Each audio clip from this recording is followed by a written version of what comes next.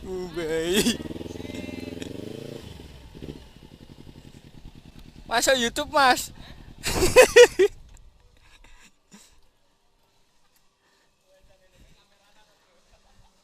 Masuk YouTube, Mas. Ini teman saya. Wah, pengananmu balsem, Bro.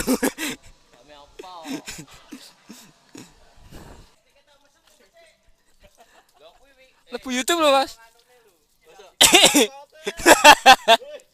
Lebu YouTube loh.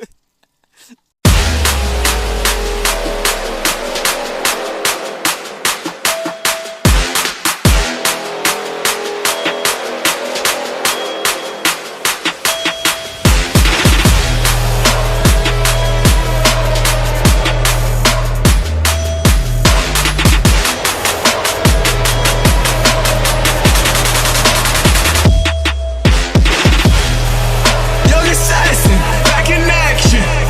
I'm about to spaz on you, thanks for asking. I got the cash in the Ya guys, maaf tadi itu teman-teman saya dari gym ya. Jadi saya keseharian saya juga nge-gym.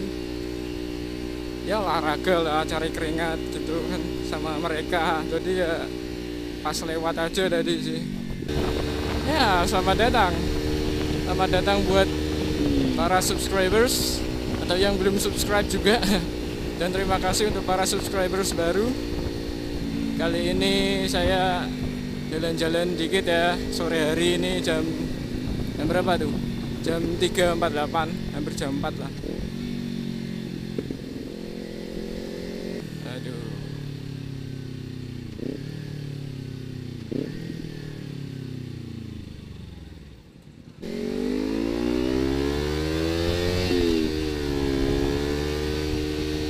Ya, jadi topik yang akan saya bahas hari ini tuh tentang ini ya, kemacetan yang ada di Indonesia. Wah, asik.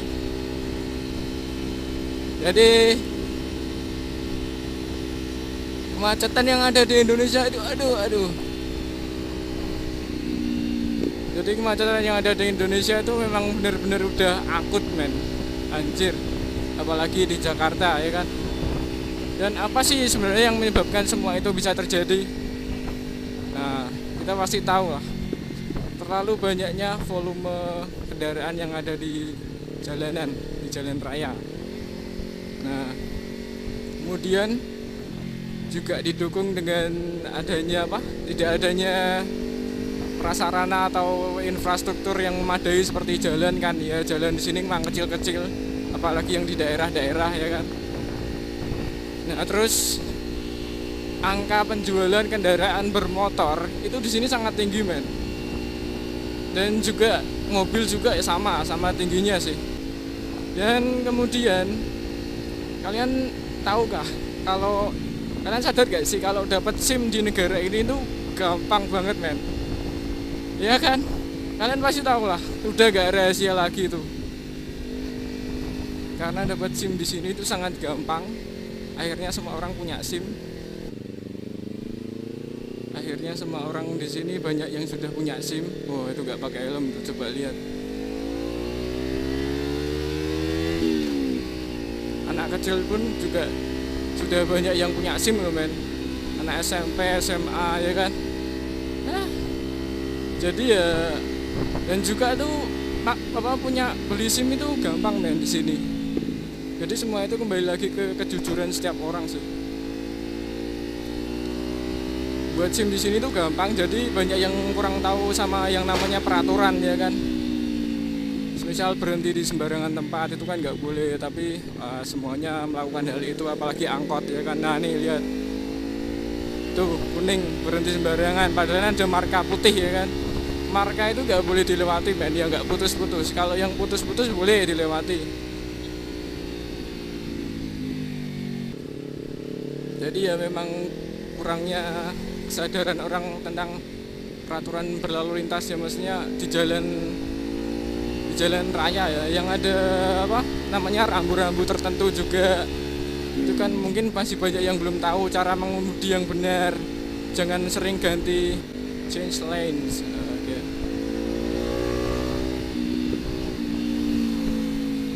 Jadi masih banyak yang belum tahu men tentang hal itu. Change lanes itu aduh sangat berbahaya, apalagi di tol ya. Kita tahu di tol tuh wah jalannya kebut-kebutan banget men.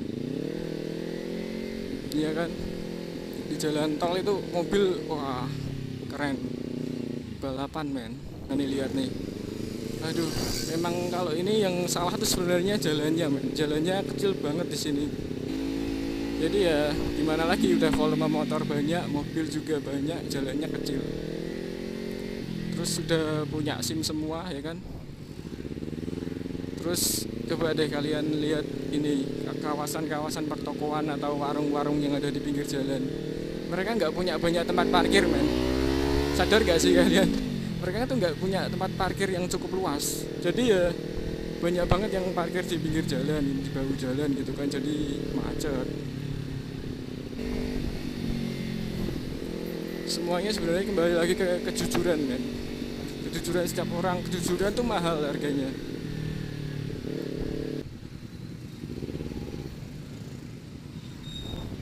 Sadis banget macetnya men. Oh ya, dan juga ini peran orang tua ya. Peranan orang tua men. Contohnya seperti di depan saya ini, boncengin anak dua orang, berarti kan 3 orang kan, itu bahaya, nggak pakai helm lagi. Shit. Jadi peranan orang tua juga sangat penting men di sini. Asem, malah belok kanan pokoknya. Dan juga ini nih, peranan orang tua terhadap anaknya kalau naik motor ya. Kalian pernah lihat gak sih kayak meme-meme di Instagram gitu kan, anak kecil anak SD pakai motor ya kan, terus gak pakai helm. Waduh, ke sekolah naik motor loh men, anjir sadis banget. Nah itu peran orang tuanya sebenarnya ada di mana kalau gitu?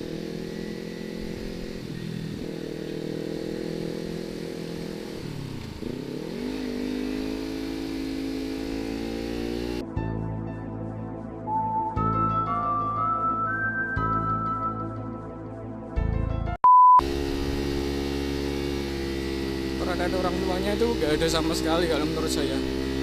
Masa anaknya belum punya SIM, belum punya apa-apa, naik motor ke sekolahan dibiarin kan. Nah itu kembali lagi ke pribadi masing-masing juga. Jadi ya semoga saja semuanya bisa segera, tapi memang butuh waktu yang sangat lama men. Tapi saya yakin kalau Indonesia bisa seperti itu. Jadi wah ini contohnya di depan saya barusan saya ngomong kan, nih orang tuanya gimana nih.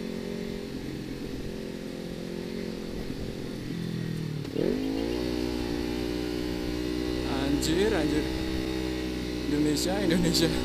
Jadi ya seperti inilah kondisi riding di Indonesia. Kalau kalian bukan orang Indonesia ya, kalau kalian sudah melihat ini ya you know lah, this is Indonesia man.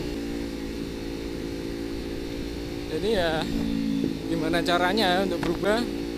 Kita mulai dari diri kita sendiri, dan kemudian kita sebarkan melalui orang-orang sekitar kita, dan semua itu akan tersebar ke semua orang. Asik ya. Jadi vlog kali ini cukup ya untuk membahas hal itu, sekedar untuk renungan kita bersama. Asik, untuk saya juga terutama ya kan, untuk saya juga.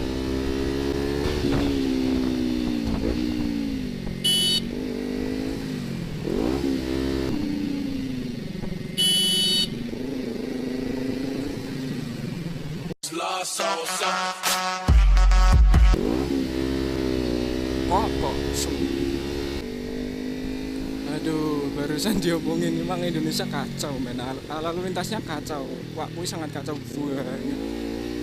Ya, saya kira vlog kali ini cukup men. Sampai ketemu lagi di video selanjutnya ya, di Six Clutch for Ninja, dan dadah.